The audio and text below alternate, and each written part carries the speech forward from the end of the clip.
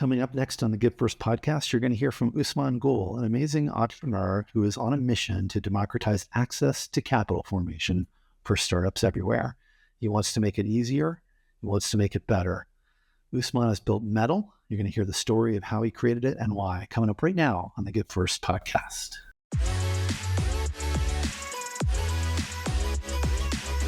Hi, everyone. This is David Cohen, and I'm here with my amazing co-host, Brad Feld. Hey, Brad. And this is the Give First podcast. And in the startup world, Give First means simply trying to help anyone, especially entrepreneurs, without any expectation of getting anything back. So we'll be talking to mentors and founders about what Give First looks like in action and how it makes great entrepreneurship possible. We polled everyone, and they said consistently that their favorite part of the show was the legal mumbo jumbo. So here it is. The following discussion is an expression of personal opinion and does not represent the opinion of Techstars or any company we discuss. Our conversations for informational purposes only, including any mention of securities or funds. This is not legal, business, investment, or tax advice and is not intended for use by any investor. Certain of Techstars funds own or may own in the future securities in some of the companies discussed in this podcast. Got it?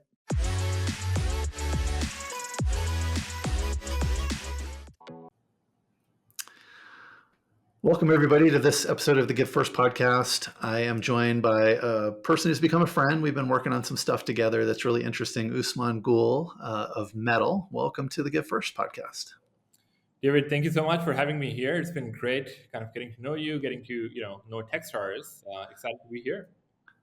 Yeah, it's been fun working on a few things that we'll talk about later, a little partnership that we got going with the product that you're building that I think is amazing. But first, I want to give people just a little bit of background on you, maybe in just a few minutes. Gul, if you could kind of tell us your story and how it led you to Metal.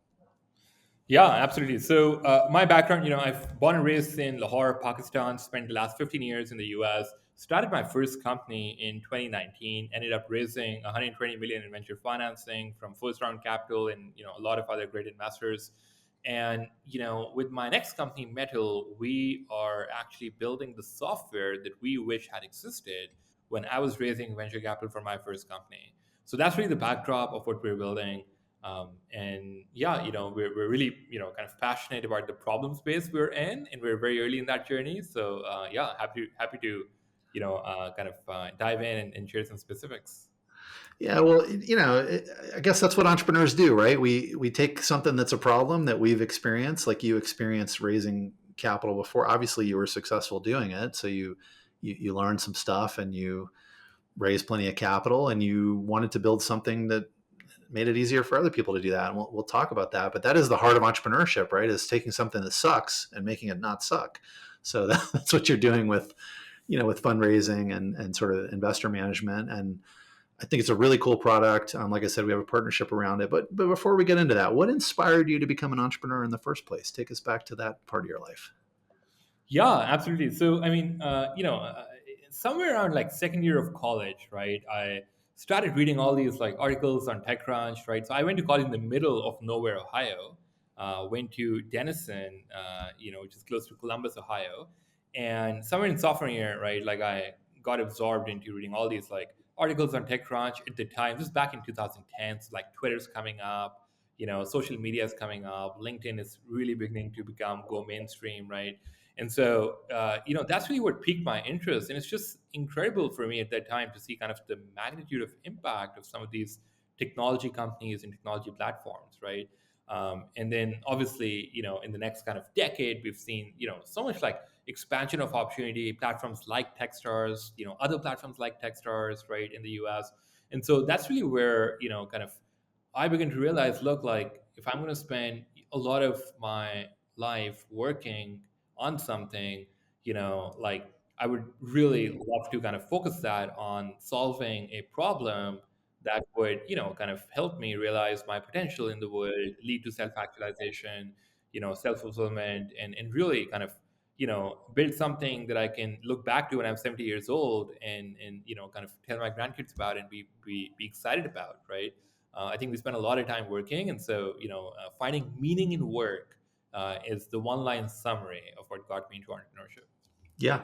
I mean, you create, right? You change the world in a way that only entrepreneurship can do sometimes, right? And It's just such a powerful thing to be connected to. I think that's why we all love it. So in that career arc, sort of led you to this moment of, I guess you've dedicated at least 10 years of your life theoretically to building metal, which is sort of the infrastructure, for fundraising. Maybe talk about why you decided to really dedicate yourself to that mission. Yeah, absolutely. So, with my first company, right, I got started in 2019, and I mean, I was very, very lucky. I just ended up being in the right places at the right time, and got to know some great people who became angel investors and investors in the company. And so, one thing we had, with my first company was like really good kind of mentors and angel investors and just great people all around, right?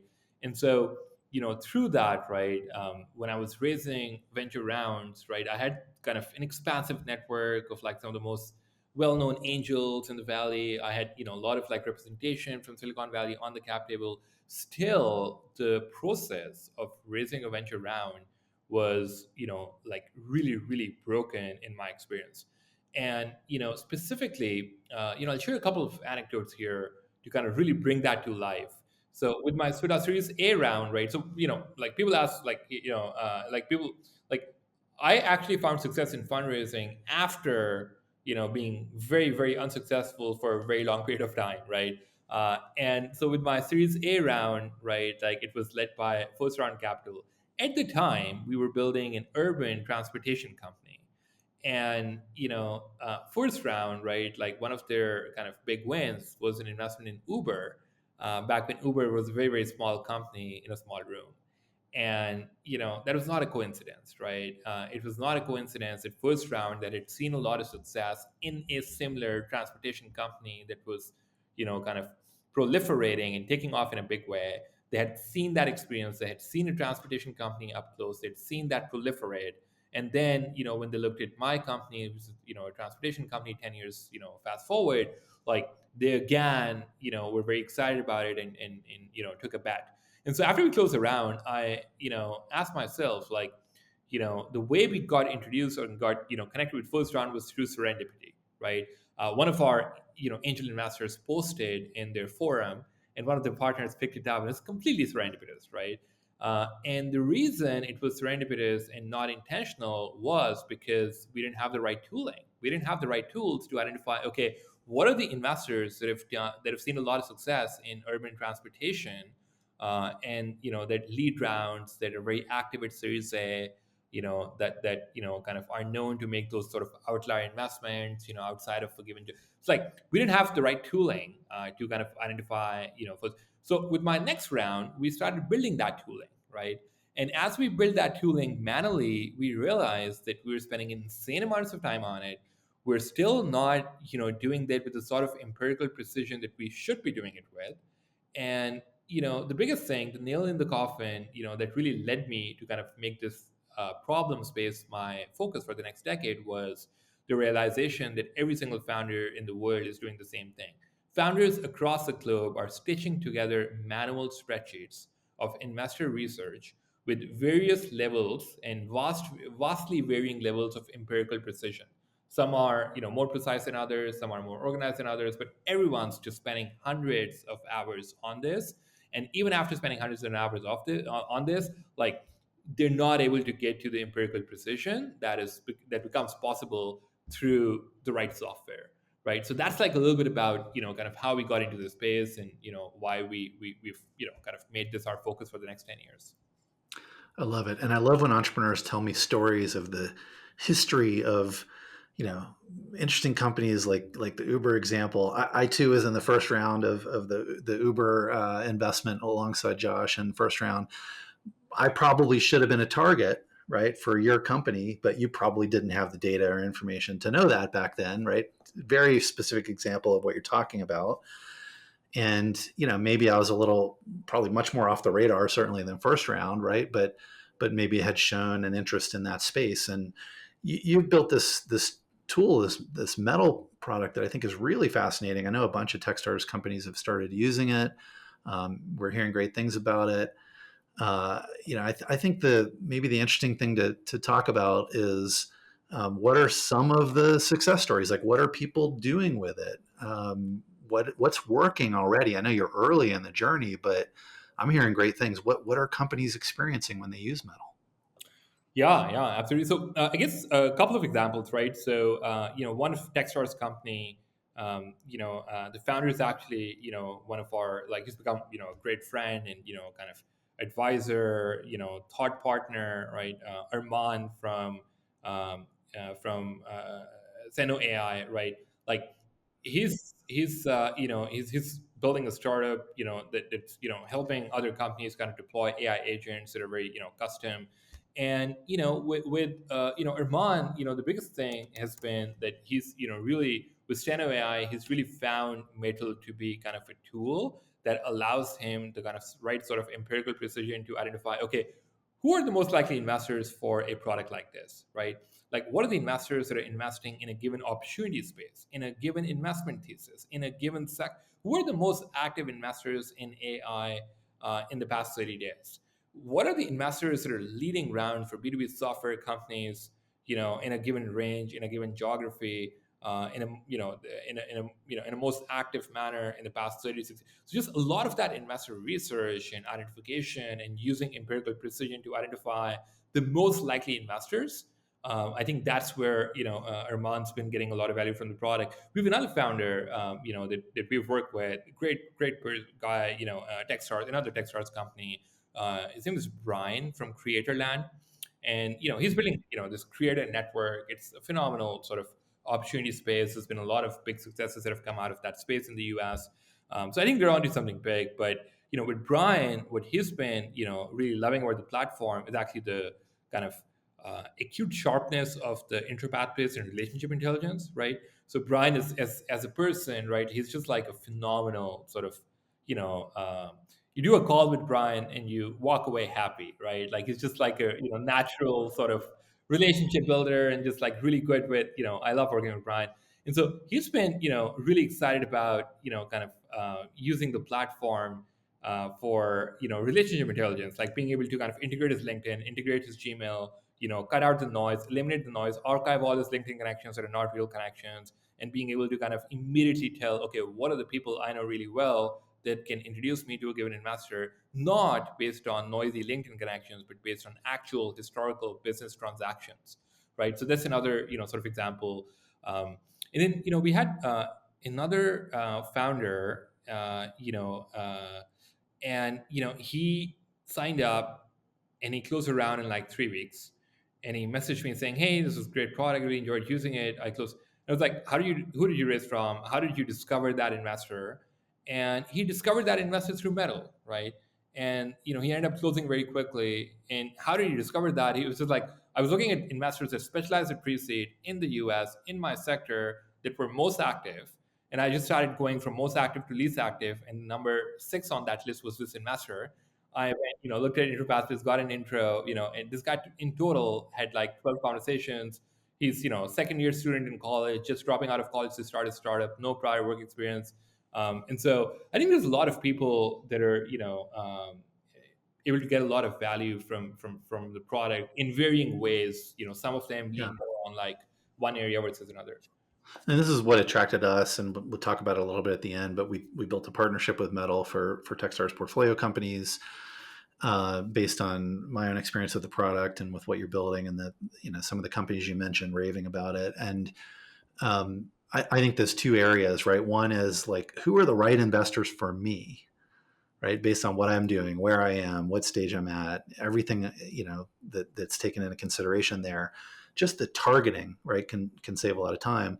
But then I'm a part of this big Techstars network. How do I take advantage of that? Or I'm a part of a school network. How do I take advantage of that? How do I leverage the relationships to understand the best way to get to this person that I want to reach? That makes a difference too, because when you approach investors from a random angle, right, through somebody that they don't really know, or cold, or just not leveraging the relationship intelligence, they're much less likely to engage in the first place, right? That's something we see all the time. And so you're really making those two things, discoverability and connectability, a lot better. And I don't know, to me, I think of it as kind of a fundraising CRM. I don't know if you object to that, but it really helps you track, what you're doing, who you should talk to, how you should get to them. It's more than that, but that's the space that I think you can kind of put it in your brain, if I'm not mistaken. That's exactly right. I think today we are all about discoverability, connectivity, and pipeline management and organization. But I think one thing we just one point on discoverability. So there's 18 factors that are central to the question of like what are the most likely investors for my company, right? So like state, sector, geography, obvious, but like do you have a lead investor or not? Who do you have on the cap table, right? Like that impacts tremendously which investor you want to go after. What stage in your fundraise are you? Are you looking to close like remaining half of your round? Are you at the front end of your round where you need a lead investor? Do you even need a lead investor? Like it's a very complex kind of multivariate sort of problem, and we've identified 18 factors that are like like really critical to kind of answering that one question. But switching gears here, one thing we've done a lot of thinking about is like, what is the future of fundraising? What does the future of venture capital look like in the next like 5 years, 7 years, 10 years, right? And I think a lot of stuff, in the industry is not going to change, right? Like this is a people's business. I think it will continue to be a people's business. I think, this is really, venture investing is really a bet on great founders. And I think that part is not going to change. But then there's some things that are, will change, and they're already changing, like already. And I'll share one small example. So if you've raised from Techstars, right? I think, as well, I can't speak for Techstars, but like, I raised from first round from my previous company, and they've just been incredible partners in every kind of step of the journey, like have so much respect for them. And still, despite their vast network, their incredible resources, some of the best people we work with, right? It's actually very, very unclear to founders across the globe on how they can really get the most value out of investors on their cap table. And a lot of that lack of clarity stems from not having access to the right information. And investors have actually tried to solve that, right? So, like most investors have tried to stitch together some versions of like internal databases and relationship intelligence systems or whatnot, right? But ultimately, they're investment firms and they're not like software companies, and that's not their core focus. Um, but I think one thing that will change, and that's changing immediately, is founders that have raised from investors like Techstars will really begin to tap into the benefits that come with having such a large and expansive network that is in a lot of ways close knit and so on, right? So that's one thing.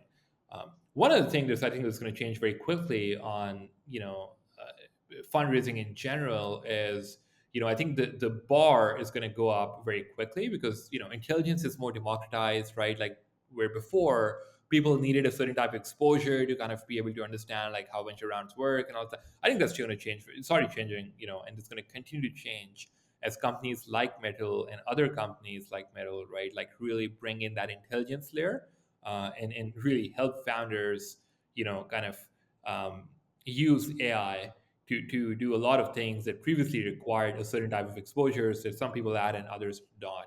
So yeah. For sure. And I think most of that is really positive and good, that change, because we want entrepreneurs to leverage the network. It's not that you don't want the information to be out there, but also it gives maybe unfair advantages to people that are in those networks, right? Because they have more of that connectivity. And I think here in 2025, 16 minutes into a podcast is the first mention of AI. That is a long time, right? For not having talked about it. So how are you leveraging AI in your product? Where is that going to go roadmap wise? And how do you think that can help founders with fundraising? Yeah, so internally, David, when we talk about our product, right? We one thing we kind of focus a lot on is like if building Metal as a product was a journey, right, and it had like 100 steps, how many steps have we covered, right? And I think there's one school of thought within our team that says we haven't covered more than 15 steps. There's another more optimistic school of thought within our team that believes we've covered as many as like 30 steps.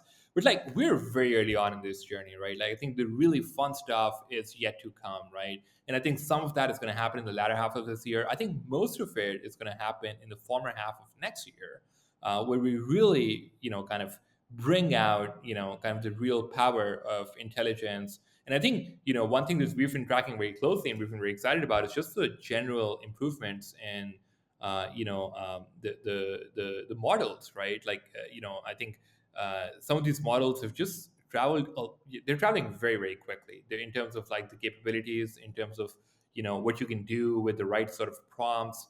So I think that's really exciting, and I think the real magic in our product is going to come when we begin to diminish the kind of vast delta between founders that are really, really, really good at presenting information in a certain way versus founders that are not that good, right? And the moment AI begins to bridge that gap, right, Mm. or when the moment AI begins to bridge the gap in communication skills, across founders, right, the moment AI can kind of train, equip, and help founders kind of learn new skills that can then contribute to their fundraising journeys. I think those are some of the things that will kind of have a more macro impact on kind of how the industry works.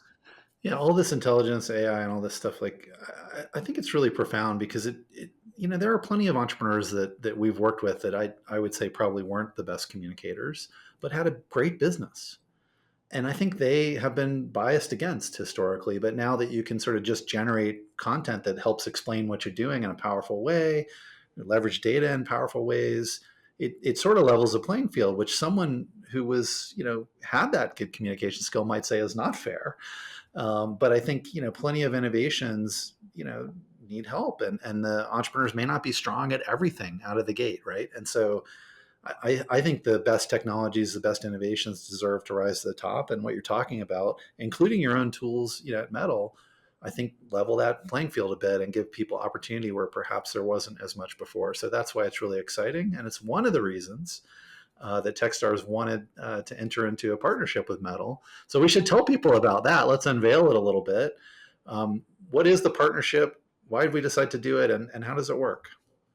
Yeah. So first of all, just want to give a shout out to kind of the give first ethos at Techstars, right? Like I see it, at so many different places. I think it's just like for me personally, I think different people kind of interact and engage with that in different ways. But for me personally, I think it's a very practical way of community building. And I think I've loved working with people that kind of shared that value of like giving first and not expecting something. So I think this is like really good ethos, right? I think so we wanted to kind of follow that spirit, right? And so with Techstars, right, like we've for us, like Techstars, the sheer scale, the network effects, the global footprint, the kind of general founder caliber, right? I think is appealing, and I think in a lot of ways, right, like Techstars founders are they're leaders in their kind of local communities, right? Like one Techstars founder, like out of the first 5 Techstars founders that started using Metal, we got 10 referrals, right? And so, and that's how, we realized very quickly that Techstars founders, at least in the first batch, like they were local leaders, they had huge communities. And so, I think, we're very interested and excited about, Techstars in general. But, one thing that, I just want to mention is like for all Techstars founders, active Techstars founders building companies, we're doing like founder-led demo calls. We're doing like onboarding calls. We're taking a very hands-on approach. We're really kind of investing in those relationships. And we're all Techstars founders get 50% off on all plans at Metal. They get a week-long free trial. And yeah, we're kind of doing educational sessions at the cohort level. So we are speaking with the Chicago cohort next week, right? Just like introducing ourselves and kind of investing in those relationships. So yeah, that's we're excited. Yeah, it is exciting. And so, if you're a current Techstars portfolio company, you're getting half off. You're also getting the opportunity to try it for a week and really understand what it is. And then you're getting much more hands-on support. So that's really exciting. And, I know there's maybe a lot of other people listening that aren't in the portfolio. I would still encourage you to check out Metal if you're, interested in raising capital. But we have a special deal for those in the portfolio. So thank you for giving first in that way. That is really awesome. And I think it's going to be a great benefit to the community, especially, you probably saw we just announced a little bit better investment offer, better terms, $220,000, $200,000 of which is uncapped MFN money now. So hopefully they have even a little more time to go and raise their next round. And really leverage the data and the network around Techstars. So Gould, sort of wrapping up here. Thank you for that sort of give first and the partnership. We're really excited about it. You guys are really excited about it. I hope that the folks listening will check out Metal. I want to wrap with where you're excited about going and say the next 5 years. You're an entrepreneur, a lot of entrepreneurs listening. You've got a great product, great platform. I know you want to scale it. What are you focused on? What do you think the opportunity for you is in the next, say, 5 years or so? There's kind of two big things that are on the horizon that I'm personally most excited about, right? I think one thing, that I just is very fundamental, to kind of my belief system is, I think extremely special sort of products and platforms, I think it takes extremely special teams to build those. And so one big part of my kind of personal mission is to build the best team ever in the next kind of, 5 years.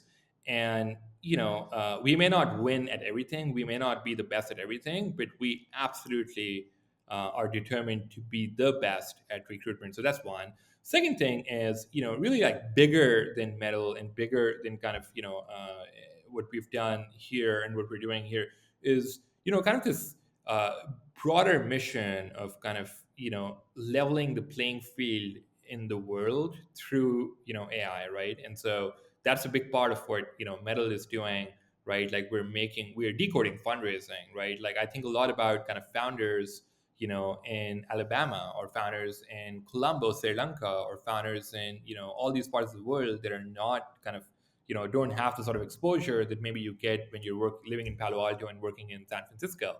And so, I think that's a huge opportunity for Metal to kind of really decode fundraising and democratize access to, kind of venture ecosystems and venture capital in general. And in doing so, I think we're expanding and accelerating the expansion of opportunity across the world. And it's also very personal to me. I grew up in this kind of small middle class, kind of house in Lahore in Pakistan. And so I think that would I come from communities that look very different from the sort of communities I've worked with over the past 10 years. And so I think this is a big part of my personal mission to kind of level the playing field and just expand access to opportunity. And one really exciting thing is like how neatly Metal fits into that broader, bigger purpose.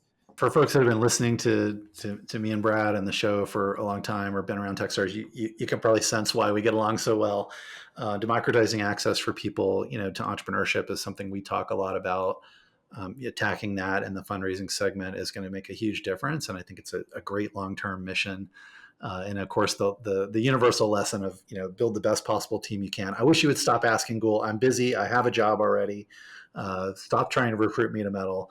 But I'm glad to be partners on it, and really appreciate you coming on the show and sharing a little bit about the partnership, a little bit about your journey. It's a fascinating one, and thanks for the give first attitude, and thanks for the partnership, and really your mission to sort of democratize access to capital, I think is really important. So I appreciate you being here. David, thanks so much. This has been great. Really enjoyed the conversation, and looking forward to being in touch. And this has been awesome. Thanks so much for the podcast and for having us here. You bet. Thanks, Gul. Thanks a lot for listening to the show today. We'd love to hear your feedback, ideas, or who you'd like to hear next on Give First. And please leave a rating and review, ideally a good one. And reach out anytime to podcasts@techstars.com, or on Twitter, I'm @David Cohen. See you next time. Don't forget, give first.